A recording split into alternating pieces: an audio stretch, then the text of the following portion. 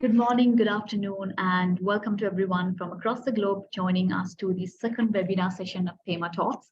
Today's topic we have driving the green building revolution. Ayubowan Vanakkam Mama Ketcha Kodamai as we greet here at Thema Collection. Thema Talks is an initiative of Thema Collection which aims to provide a platform for experts and participants to discuss sustainability related topics and share their knowledge and experience. In addition, we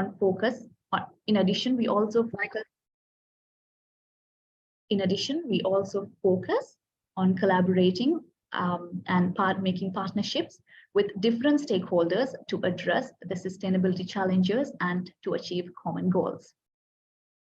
So for today's Thema Talk session on driving the green building revolution, here we focus on the core principles to gain comprehensive and understanding of the green architecture and to hear from the experts as they share their knowledge and success stories. Before we start the session today, we have an icebreaker session to get a better understanding of our participants who are joining us today.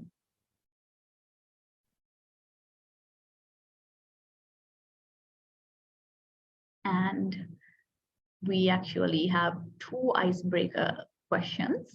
The first one will be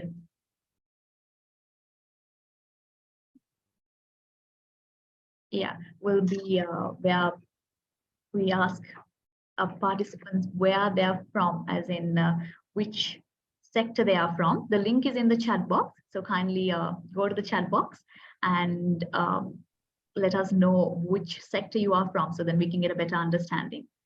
The link has been shared in the chat box. Please click on it and proceed.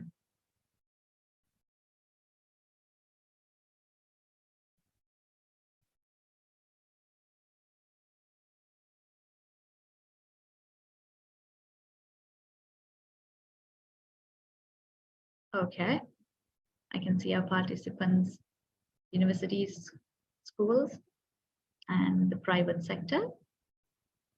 You can keep your cursor and click as to which segment you belong to.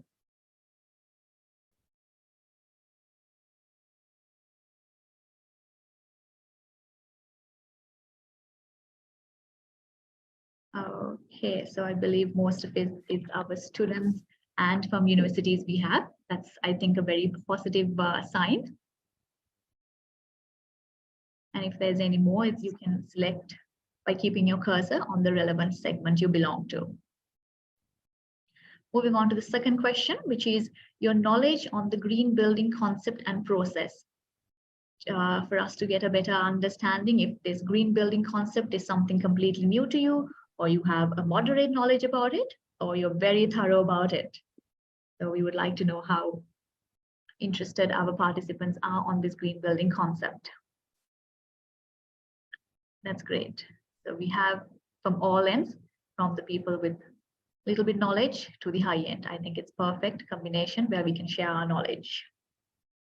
Thank you very much for participating on that. Today we have two speakers for the day, and the first speaker is Mr. Mahendra Jayala, Director of Green Building Council of Sri Lanka, who will be focusing on the green building concept, process, and its importance.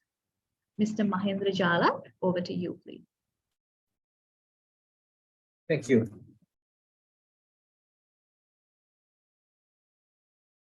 Hope everyone can see.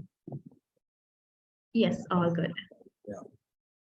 So let me take the participants through the basic concepts of green building, and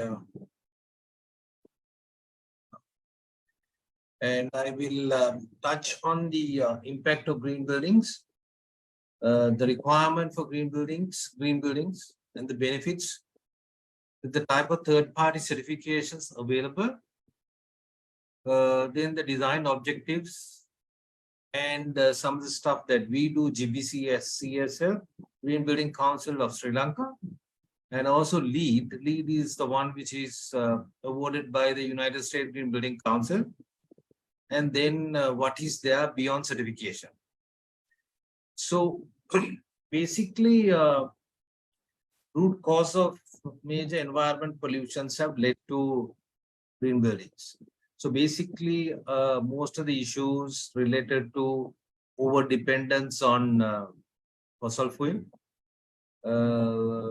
and then water pollution, use of toxic chemicals and chemical fertilizer, habitat loss, deforestation, damage to biodiversity, poor handling of hazardous waste, air pollution, and waste of valuable resources. So those can be categorized as major causes for this the reasons, objectives behind green building design. Excuse me, Mr. Mahendra, just a quick one. Our participants would like to see your face as well. So if you Okay, sorry. Yeah, we can have your camera on. Yes. So basically, the reasons is green building certification, design and certification, it's not something new, and it has been there for some time, I think over 30 years. From time to time, there have been various developments all over the world. But the main reason for certification or need for green buildings is 50% of the primary energy use in the world. That means when I say primary energy, it not only electricity, but it also electricity, fuel, used for transport, the entire energy sector is used by buildings. So the buildings that we use, we live in and then we work. 70% of the electricity produced in the world is used by the buildings in the world. So that has led to major issues related to carbon dioxide emissions. 40% of the carbon dioxide emissions in the world are from buildings. And then the 15% of the potable water use also in buildings. So with this key issues,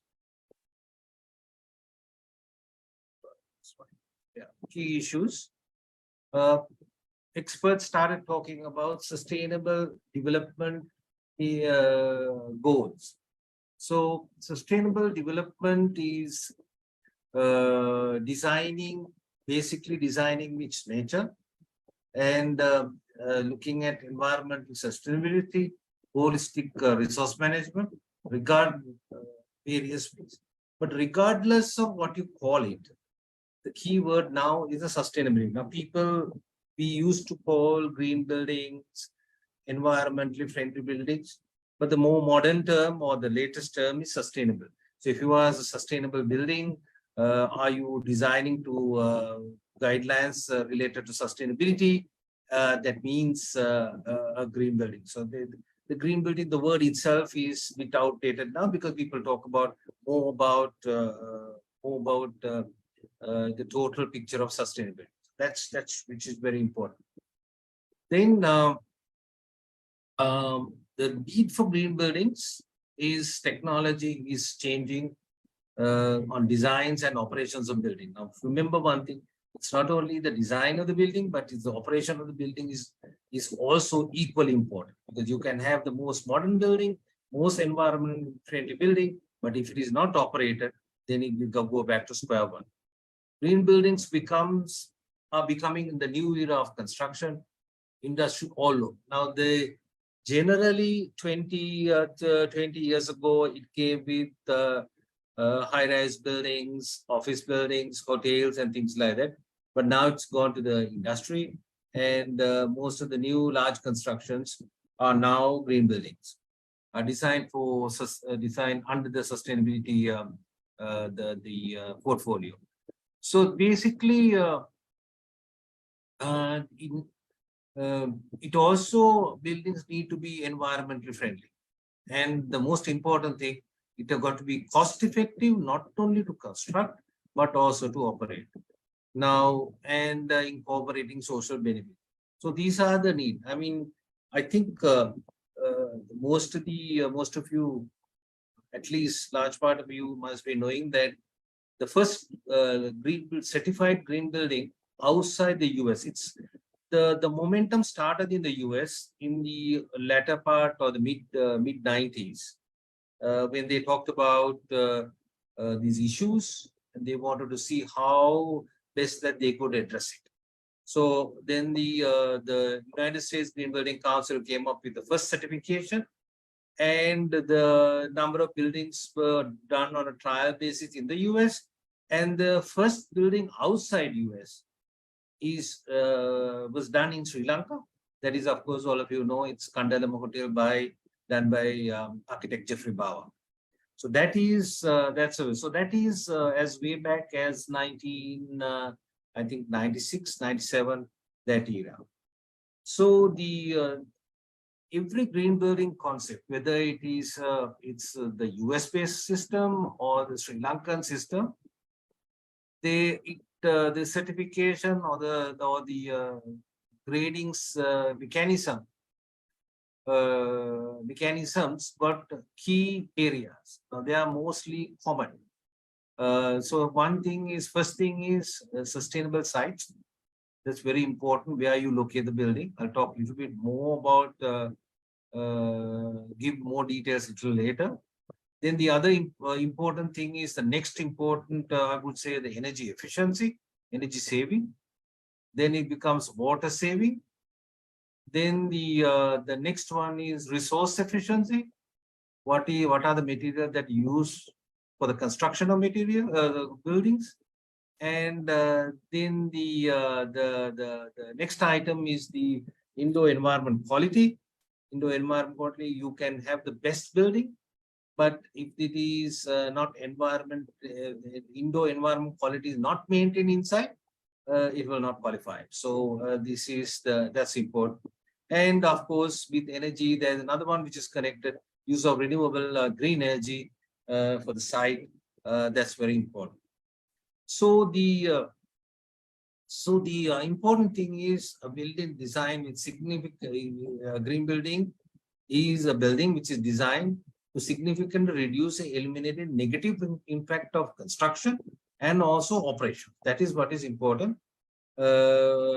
extremely important. Now, most of the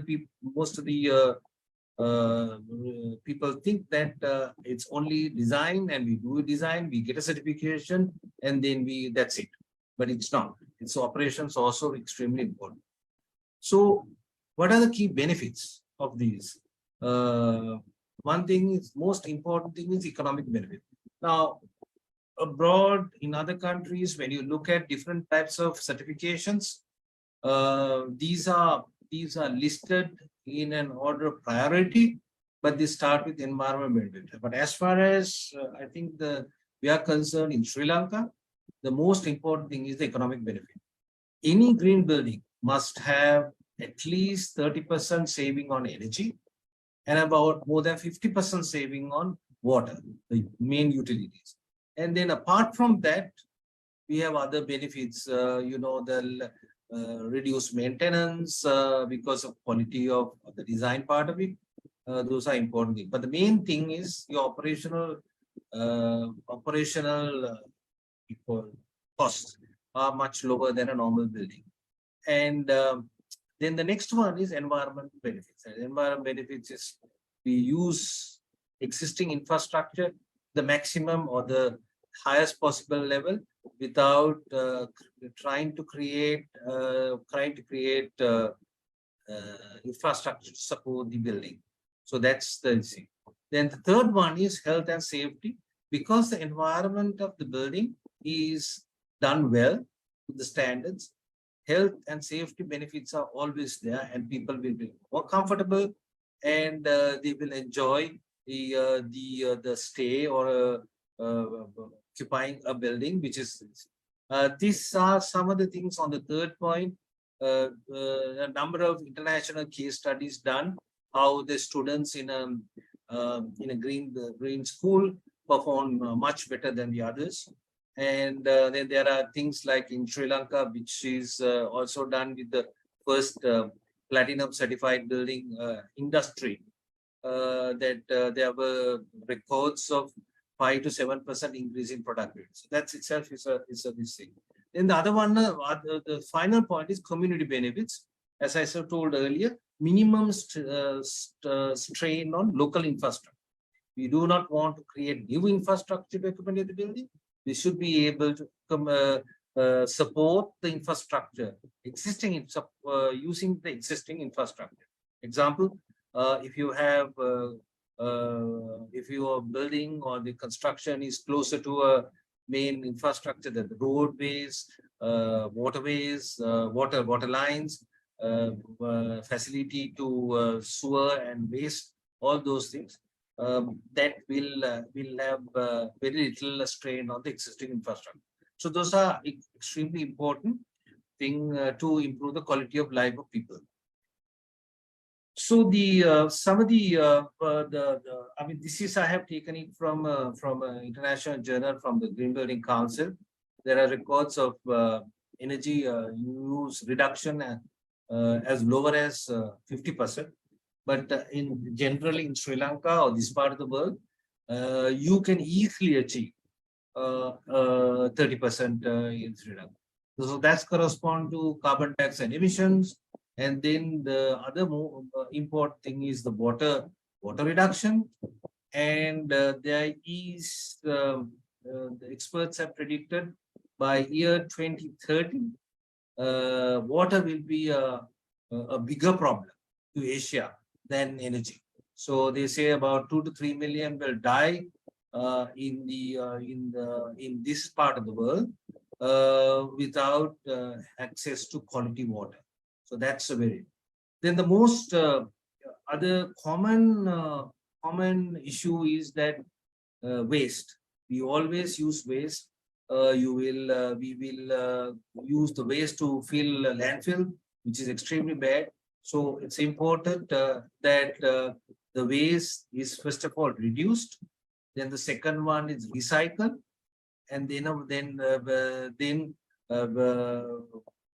it's got to be very carefully done. So generally, waste reduction can be it can go as high as even 90%, 90 to 95% reduction is possible. So those are the key issues, benefits for them. So going to looking at various different types of certification. Now, what's happening here in the world, that certification, green building certification started in the US. And as I told you, in 1996, we got the first, but it was not called LEED. It was called a trial or a pilot project done by the US Green Building Council. So it was called, it got a bronze certification under the pilot scheme. Later, once they've completed the live pilot stage, what they did was they came up with a tagline called LEED, which is Leadership in Energy and Environmental Design. So it's done by the US Green Building Council, but it's identified as LEED. Now, the other one, as far as we are concerned here in Sri Lanka, is the Green Building Certification of Sri Lanka. It's done by the Green Building Council of Sri Lanka. And that is also based on the US GBC, US Green Building Council structure. But we have added 2 or 3 additional parts to make it fit into the local environment. Then we have Green Mark, which is originating from Singapore. It has spread to countries like Malaysia, Taiwan, Thailand, all those places, mostly in that region. It's also has gone through different phases, and in Singapore, every high-rise building got to be a green building, and that's compulsory. And unless it's a green certified building, you will not be entitled for the COC to operate the building. Then we have BREEAM, again another old system which is originating from the UK, but BREEAM was not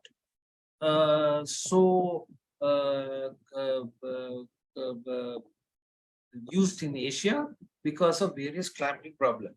But now BREEAM has gone through different stages of change, number of changes, so that can even be used for our climate. So that's important. Then we have Indian Green Building Council. which is again, it's called IGBC. It's also based on the LEED Foundation. Then the other ones are Canada and Hong Kong and Taiwan. And also Japan has got their own certification. Japan not only certify buildings, but they also certify cars. Then in addition to that, there is a certification promoted or developed by large companies like Marks and Spencer, large groups, Marks and Spencer. And now there is a trend for Nike to come up with a certification for their suppliers. So mostly these apply to just their supplier. Now, if you are a Marks and Spencer Plan A, that's called Plan A supplier, certified, you can start supplying to Marks and Spencer.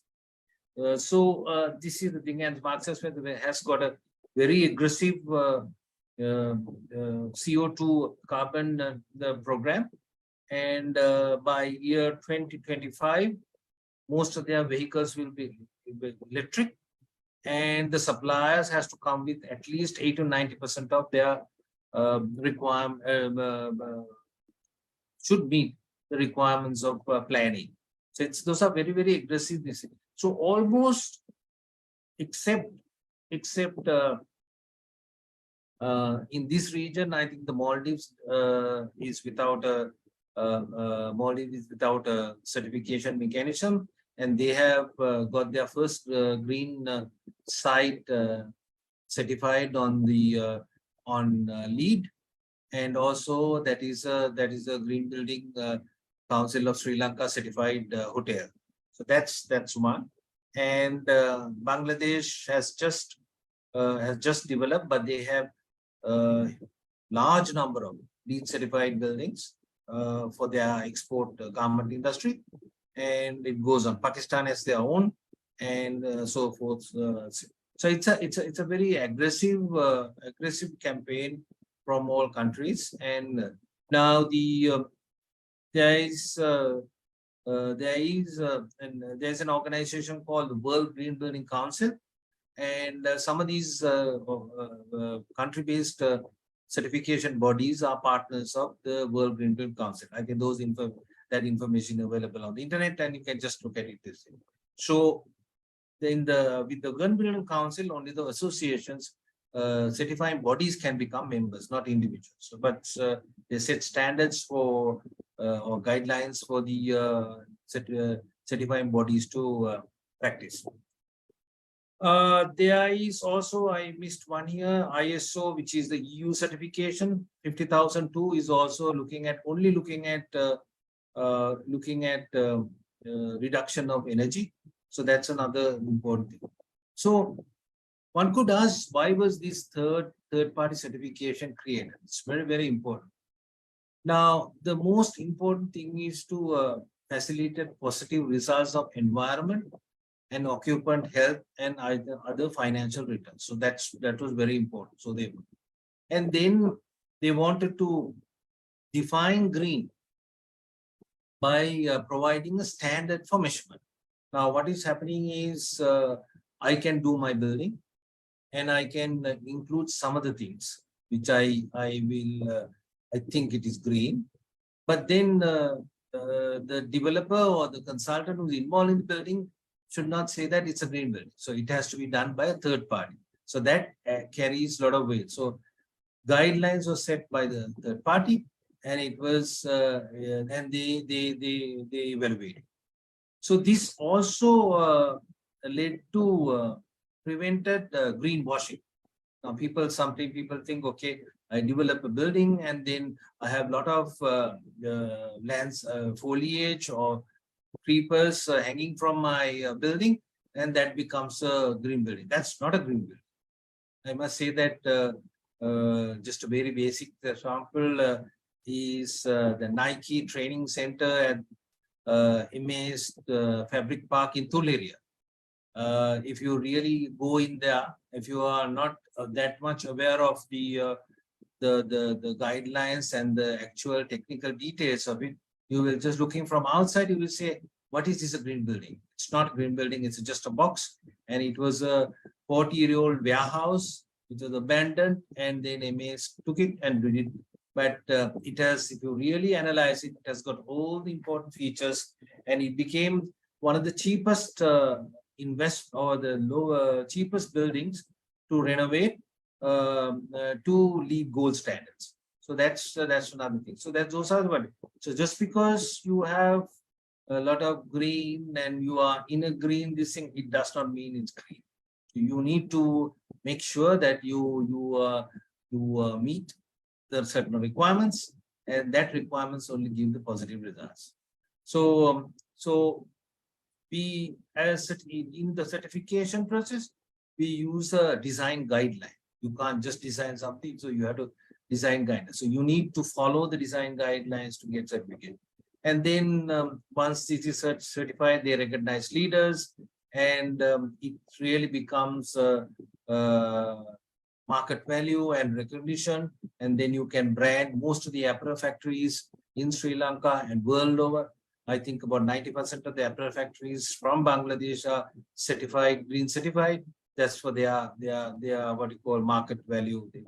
And then it also raises customer awareness and gradually transforming. Now, all these certifications also, it's not stagnant at one place, but every day it is changing. People, when I say every day, every year or two, there is a revised version coming. I think Sri Lankan new construction has come out with a new design, which is version 2.2.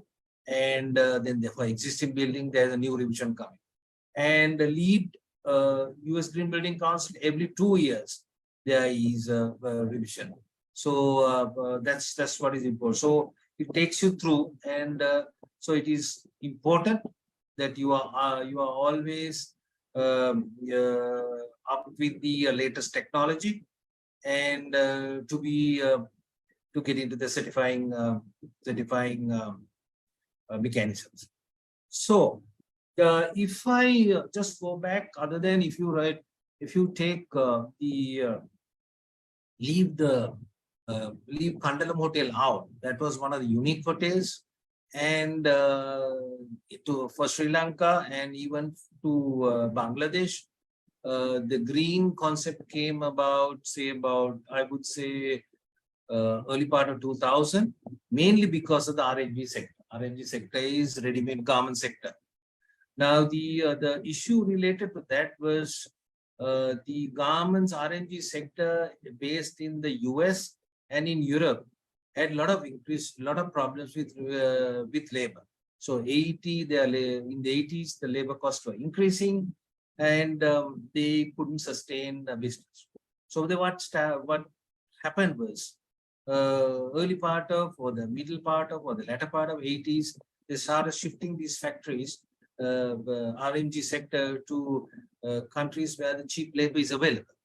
So by doing that, they wanted to ensure that quality is maintained, but the labor is at a lower rate, so that they could be competitive. So buyers started shifting this thing.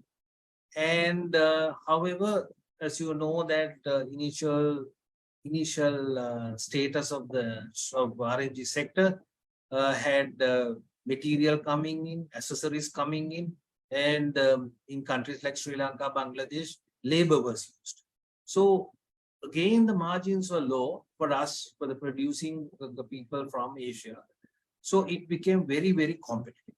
So if you are selling let's say a shirt for $5, then the other man could offer at 4.5. So it was very competitive. So in many countries, and industry was also small scale. You must be aware that 200 garment factory program, number of those factories, I think about 80% of those factories are today not operating. And so then the buyers started looking at green, how environment sustainable these factories should be, and they offered this tool. So then they started going through significant change to industry. One thing is to improve worker standards, and also it has to be environment friendly, so that it won't be a burden on the infrastructure. So as a result of that, there was pressure from the buyers to one common thing is to improve the working condition of the large number of people who were involved in the RNG sector.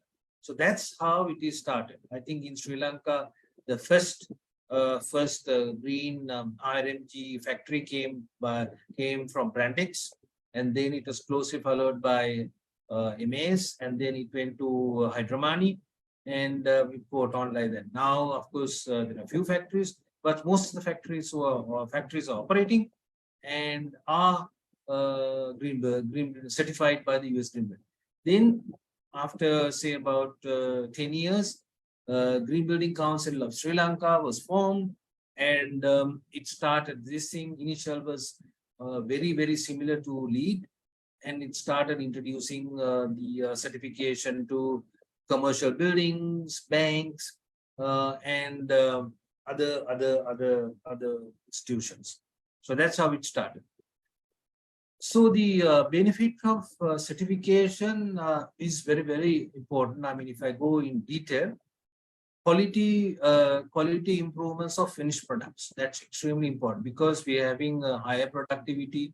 Exactly this. Now, for example, if you say what is the quality improvement, if you take just a simple example like RNG sector, I go back to the RNG sector, correct lighting. When I say correct lighting, not only the current light levels, but also the color of light that could improve the finished product, and the correct temperature, correct air changes, all those will improve the quality of the product. Then I discussed that earlier, productivity increases. Employee retention is also important so that people will feel comfortable working, and those are the keep working. And as I said, marketing exposure, GBC exposure, then Green Building Council exposure, all those are very important. Then the other most important thing is cost and benefits. I would say that is the most important thing. In Sri Lanka, because our tariffs are high, generally these additional investments do pay back in 2 to 3 years. So that is extremely important. Now, going to details of these certification, almost all certifications are based on 5 key areas, but certainly from area to country, sectors are added, and some are, but these 5 key areas are there in some way or another. So now, for example, Green Building, the USGBC in the latest version, they have split the sustainable site into 2, but basically, they all of them have these 5 key areas. That is sustainable site, which is very important. As I told you, are you building the building in the correct place where there is minimum infrastructure, there is minimum strain on the infrastructure, existing infrastructure. Then the other one is safeguarding water and water efficiency. Then energy efficiency, as you know, is extreme. Renewable energy, you know, all of us know that energy is so costly now. And the other one is different type of conservation of materials and resources. Then the most important thing is indoor environment quality. How comfortable are the occupants going to be after it's constructed? That's what's important. So there are additions, no deletions on the structure, but additions to these 5 areas in different certification mechanisms. So looking at those 5 areas, there are a few key areas that we all designers should look at in designing a building. So the most important one is orientation. We need to get the orientation correct. Why I'm saying that?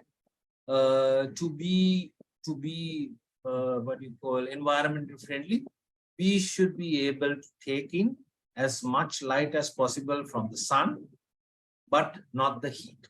So that's what is. So you know, the sunrise, sunset areas to be avoided, and the other areas should have as much open glass areas, open areas possible.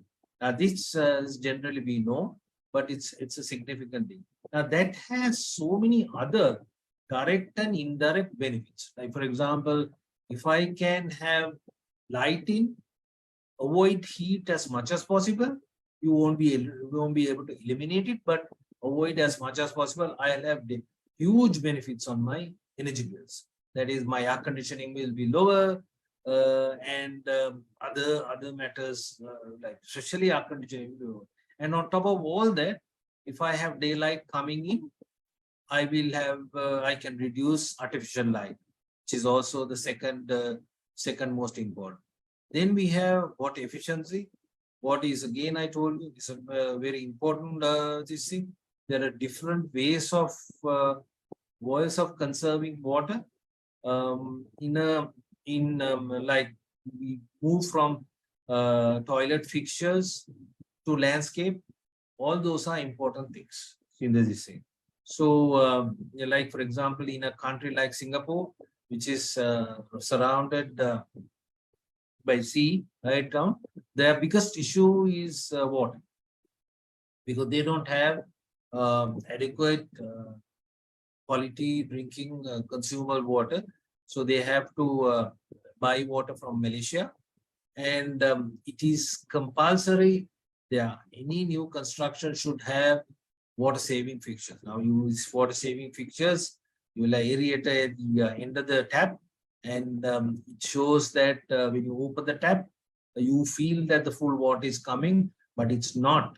It's only about 50% of the flow is there, but you feel that it's full because of the wheel inside the fixture is turning and giving the additional pressure.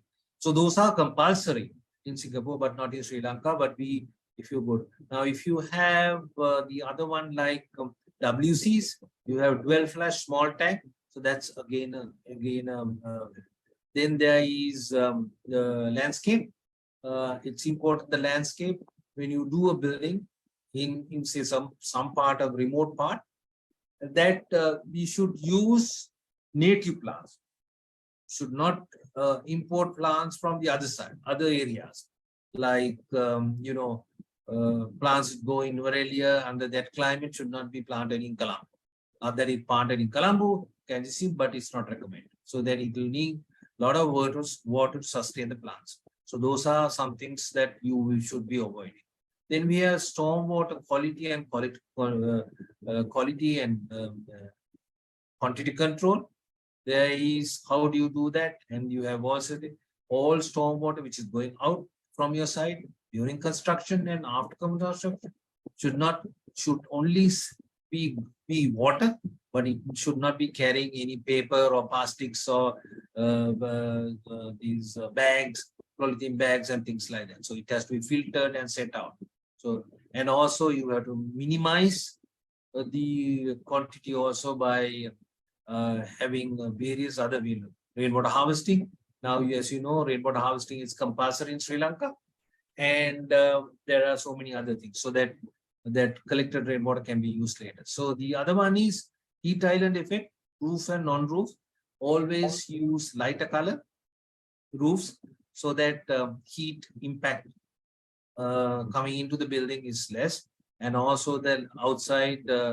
Now the concept of using tar is gone. Most people we use lighter color, so it can be lighter color paving or lighter color cement or concrete. So that's the recommended way. The tar is going out. Then water saving landscape. Then building automation. Excuse me, Mr. Jalat, sorry to interrupt you. If we could wrap up this presentation within the next 5 minutes, I think we can take the remaining for the Q&A session. Right, sorry, okay. So renewable energy and the material with low embedded energy. So those are important. So basically, the GPCSL has 4 different categories: new construction, existing, commercial, interior, and the green cities. So green building certification, in addition to the normal ones, have got management of the project and building, and then innovation, then social and cultural awareness. Those are the additions to green building from the international standards. So this again, I have also done a small comparison how LEED versus green SL. They all heavy weightage on energy. but Sri Lankan money is slightly into transport, sites and transport. That's also important. So I will not go through these MEP related aspects, which are extremely important to follow when we are developing, but I think we can just do it during Q&A. Some of the buildings requirement, envelopes, acoustics, performance, and all those are there. In the building envelopes, we discussed walls, windows, skylights, doors, and frames, all those have impact. And out of that, we also do what's called a building simulation. That is, you can simulate the building before you start construction. That would help you in the costing and the returns. Also, which is a very important thing, whatever we do, building commissioning is a prerequisite. It's very important that the design that you have done has been implemented by the contractor. It does not happen always. So this is a prerequisite for a committee. So there are some of the important case studies I have put. This is the building I told you, the cheapest LEED certified building. Some figures are there. This is a bank. This is the expressway service station. This is Uga Chenahats in Yala. And this is Benthal Beach Hotel. And this is Nigambu Heritance. And this is a business, ICC Business Center, and so on. So basically, as I told you earlier, it's very important that you select measures that will have economic benefits to you. That's very, very important.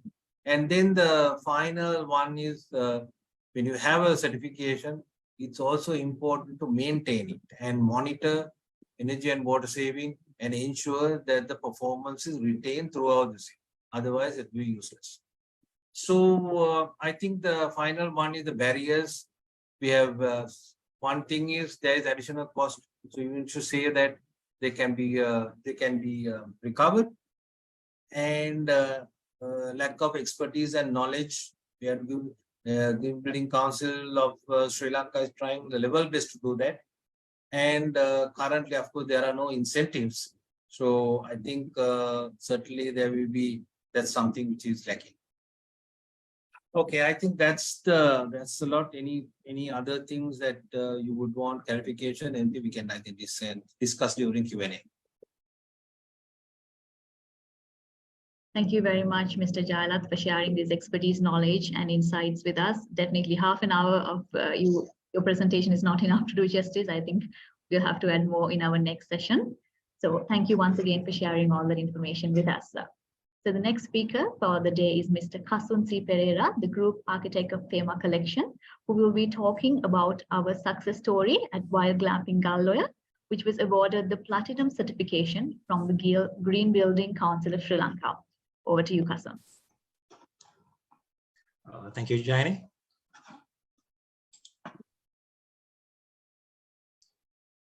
Can you hear me? Yes, Kasun, all clear. Okay, thank you. First of all, thank you very much for giving me this opportunity. I think this would be a good platform for me, like as young architects and young designers. And thank you very much, Ashan and the sustainability team. I think Mr. Jailath explained well about the process of Green Building Council. I think the listeners may have a good idea, a clear idea about the process of Green Building Council. So while glamping Galloya, I think this is a very new approach to the Sri Lankan context.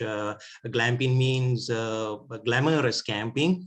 I think you may have some experience doing camping in different areas in the country or outside of the country. But this would be a great and a new experience for travelers, local and foreign travelers. Before moving to the sustainable characteristics of this project, I think it would be better for us to explain about some architectural factors, architectural features of wild glamping Galloya.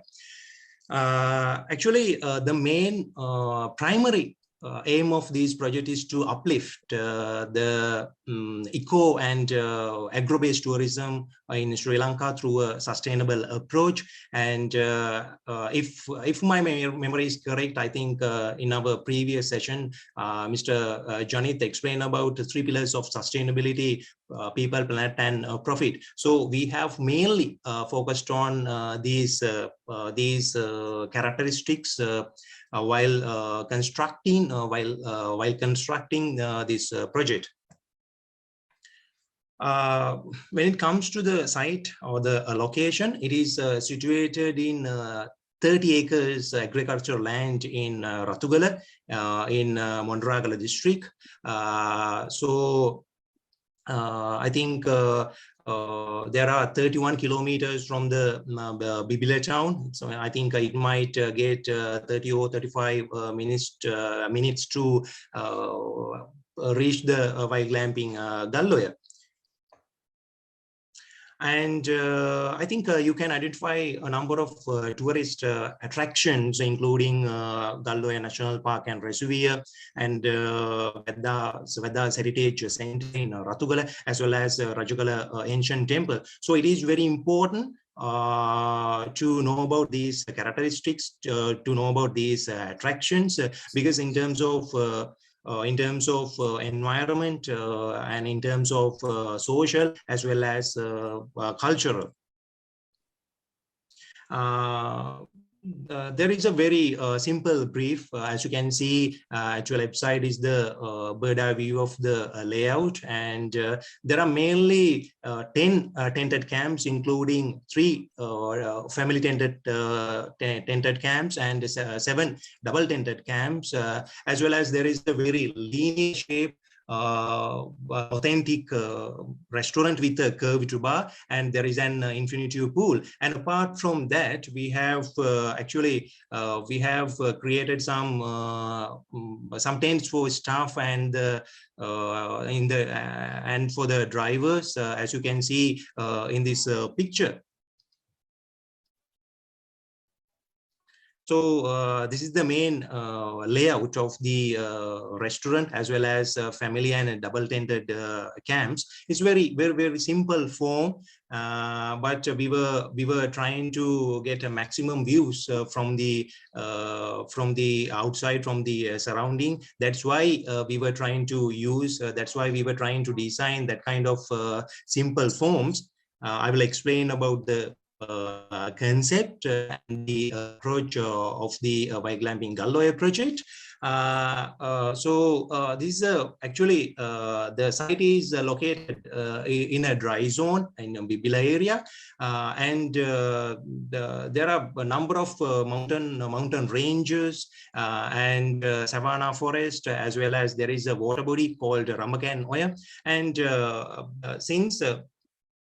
since we have already used 2 acres to complete the wild glamping Galloya, but there are 30 acres that we can use to get the maximum spectacular views of the surrounding. So you can't say that this is the best view of the site, but we were trying to give different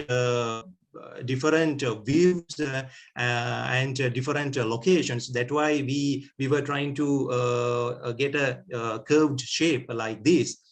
So our main concept is glamping through green and blues, because it means that we were trying to make a bridge between the environment and our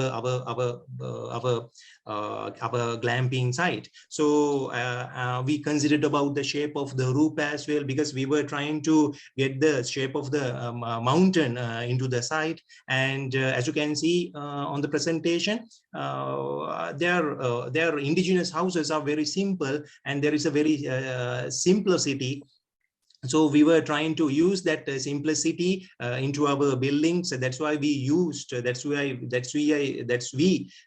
we made our restaurant with a simple form, but and in an innovative way. So that's why we used very curved bar. So this is a very simple technique, but very huge concept there.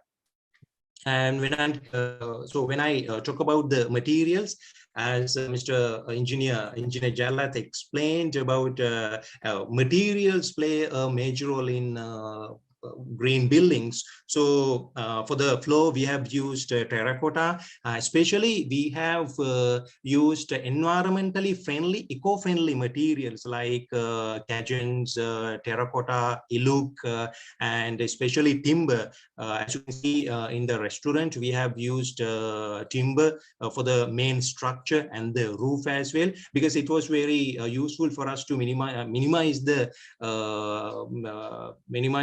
illicit deforestation in the area. So we took each and every timber from the Timber Corporation of Sri Lanka, and it's very eco-friendly appearance.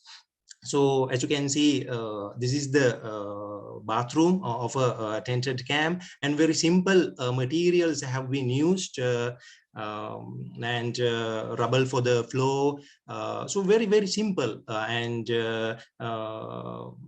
we have used for the interiors and I mean, what I'm trying to say is mats for the interiors.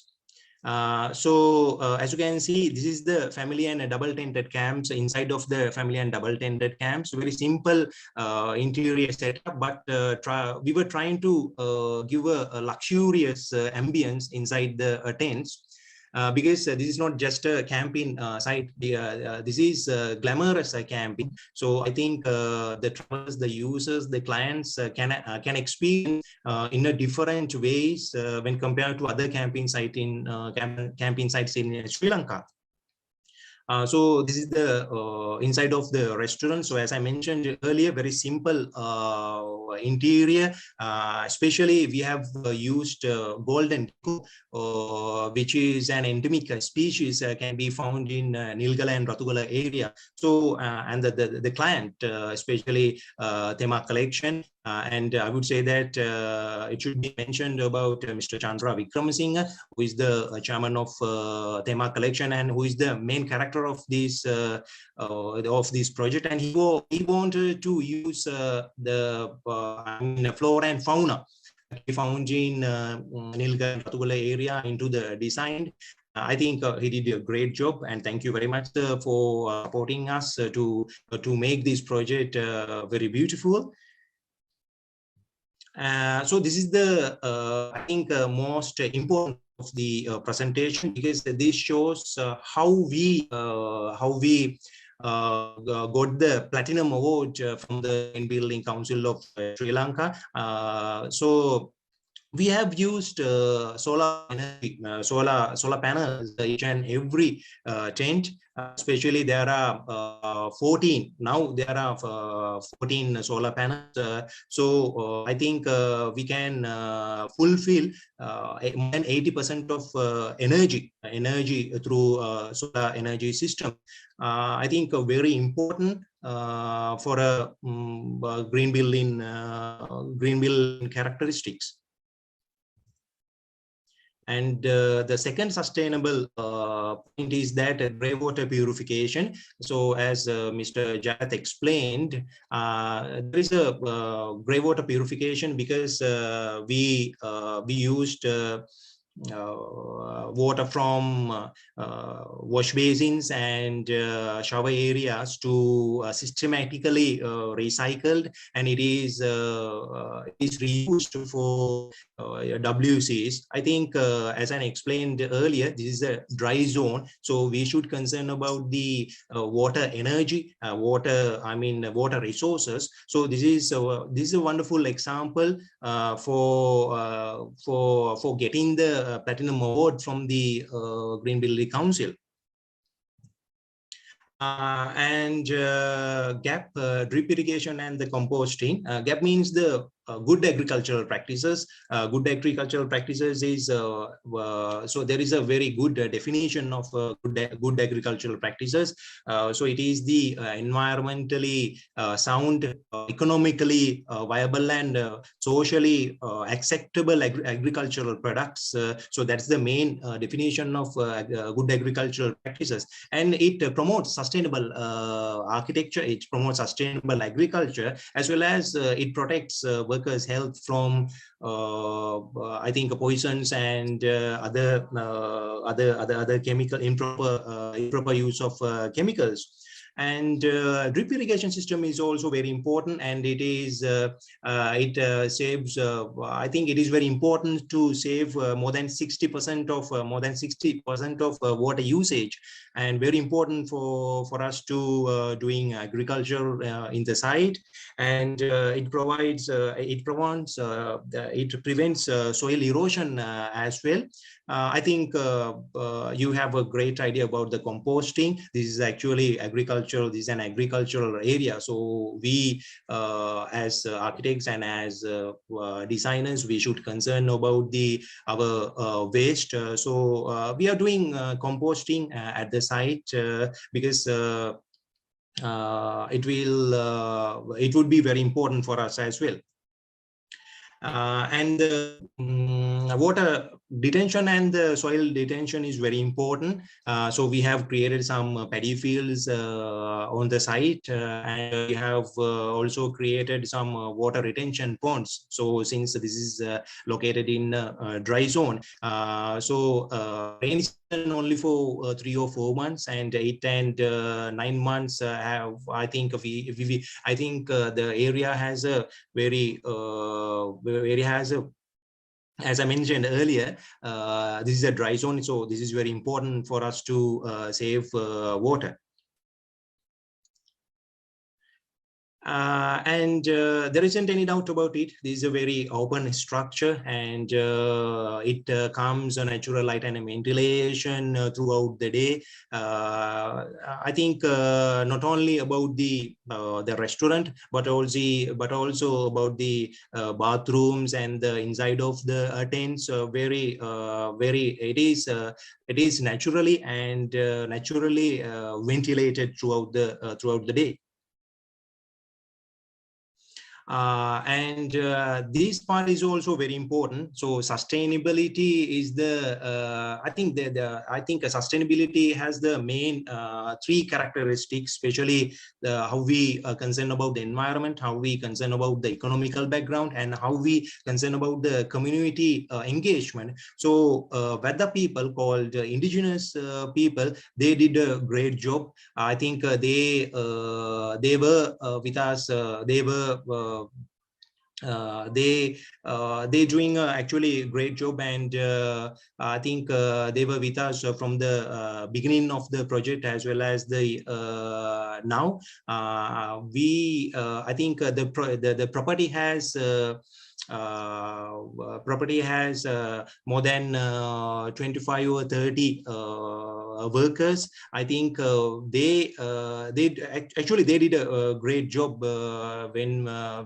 while doing the construction, as well as the operations of the wild clamp in Galloya. So we were trying to give good idea about their belief, cultural background, and authenticity of indigenous people. So not only about our local tourists, but also foreign travelers visit this place. I think indigenous people act a major role in wild glamping Galloya, and they have been trying to give a good idea, good image of our cultural beliefs and Sri Lankan authenticity to foreign and local people. So that was the end of the presentation, but I would like to invite you all to visit this place through this small video. And there is a saying that people be build buildings thereafter they shape us.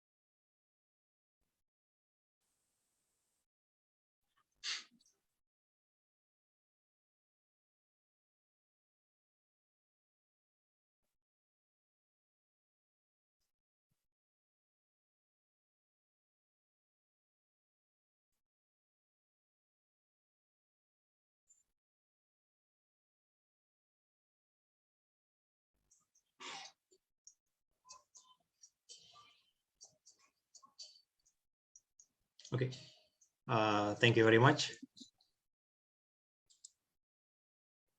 Thank you very much, Kasun, for sharing our success story at Wild Glamping Galloya. Once again, I would like to thank both of our incredible speakers today, Mr. Jayalat and Kasun C. Pereira, for sharing their knowledge today. Moving on to the Q&A session, we already have a question from our participants. Are there any challenges in implementing the green building concept? One of our speakers would like to take up the question. The challenges we face.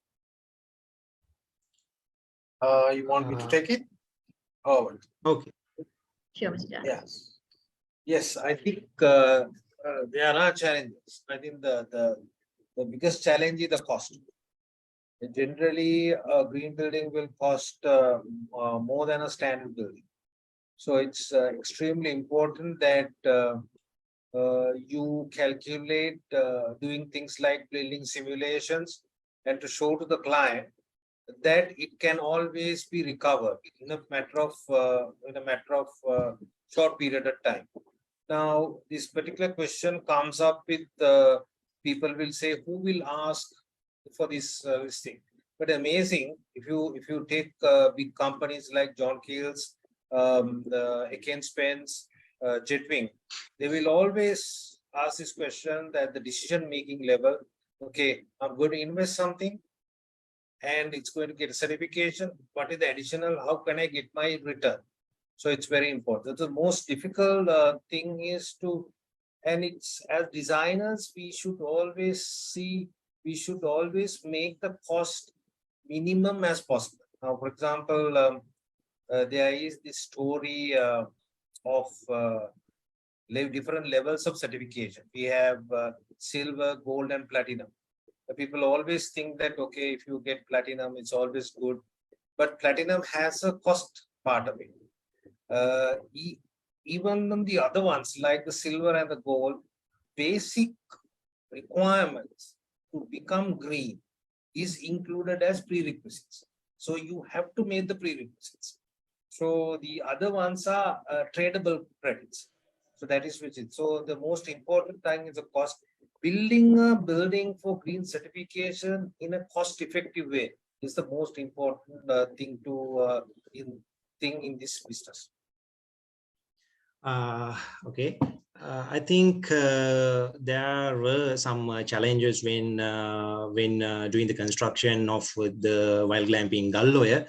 I think we have to confront, we have to face different difficulties because This was constructed during the COVID-19 pandemic. So it was very tough for us to travel here and there, and it took more than 7 or 8 months to complete this wild glamping Galloe. But it could have taken, I think, 4 or 5 months to complete it. But it took more than 2 or 3 months to complete it. So because of the COVID-19 pandemic, because as you know, I think the designer and the architect should visit the site, because he is the person who has a great idea about the construction and the materials and the positions of the building and the other things of the criteria. So I think that was the main difficulty that we had as the client party, as well as the designer. So other than that, I would say, what I'm trying to say is, as I mentioned earlier, this is actually a new concept to the Sri Lankan context. So that would be actually, that was also very tough to introduce a new concept. But the client party, especially Mr. Chandra Wickramasinghe, as well as the other designers, our architectural team, was also trying to give a new idea to the architectural world. So those are the things that we faced as difficulties. Right. Thank you very much, Kasun and Mr. Jayalat. Unfortunately, we are out of time. Otherwise, we could actually come up with the more questions. I think our participants do have more questions. So due to the time problem, we will have to end up today's session. So that brings us into the webinar of today's session. For more information on our sustainability journey, you can visit our website, www.themacollection.com, and also follow our social media pages by scanning the QR code, where we post all of our sustainability activities and projects.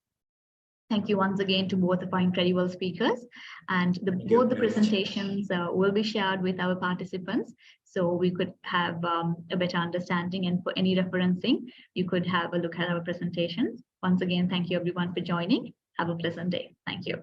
Thank you very much. Thank you.